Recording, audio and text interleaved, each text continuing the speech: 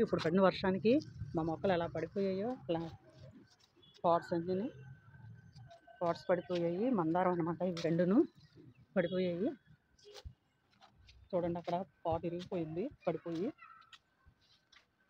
Total garden చూడండి, చూసారా? ఈ మొత్తంగా ఇదంతా పడిపోయింది. సన్నజాజి ఎత్తి పెడదాము. ఇప్పుడు ప్లాంట్స్ అన్నీ పడిపోయాయి, పెద్ద వర్షం వచ్చేసింది కదా. మందారం మొక్క అండి ఇది, క్రీమ్ కలర్ మందారం. 2 పాట్స్ కూడా క్రీమ్ కలరే. చూడండి,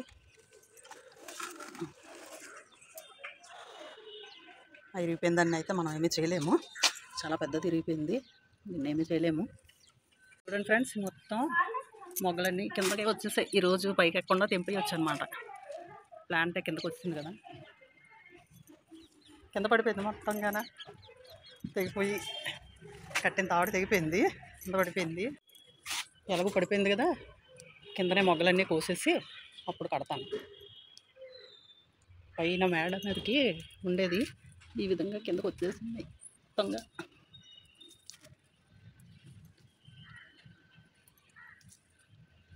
సన్నజాజులు మంచి స్మెల్ వస్తుందండి. పెద్ద మొగ్గలు చూసారా, ఎంత పెద్ద మొగ్గలు. అలాగే విరజాజులు కూడా ఉందండి.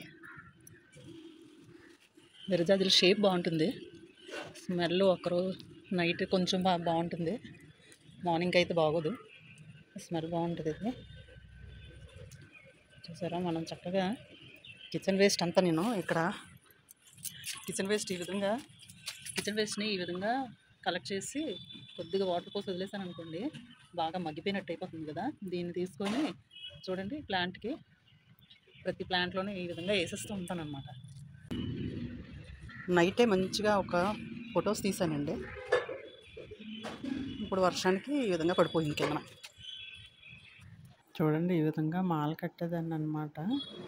ఎన్ని పువ్వులంటే మొత్తం చూసారా, ఎన్ని ఫొటోస్ తీసేదాన్నో, ఎన్ని వీడియోస్ తీసేదాన్నో. ఎంత చక్కగా పెద్ద పెద్ద పువ్వులతో చెట్టు అంతా, సన్నజాతి చెట్టు అంతా చూడండి, ఎంత పై వరకు అన్నమాట. ఎక్కడ గ్యాప్ లేకుండా అసలు ఎక్కడెక్కడ కొమ్మలు ఉన్నాయో అదంతా కూడా అంత బాగా పూసిందన్నమాట.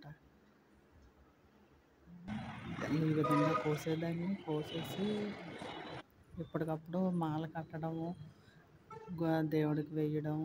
ఏంటంటే మొత్తంగా ఫ్లవరింగ్ అంతా అయిపోయింది, మళ్ళీ స్టార్ట్ అవుతుంది అనమాట. ఫ్లవరింగ్ ఉండాలంటే అన్ని మొగ్గలు వచ్చాయన్నమాట.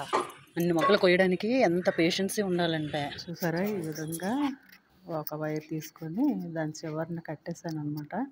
దాన్ని తీసుకొని మేడ మీదకి వెళ్ళి బాగా టాప్ ఫ్లోర్లోకి వెళ్ళి ఈ విధంగా గట్టిగా కట్టేసాను. ఇంకా పడిపోదు,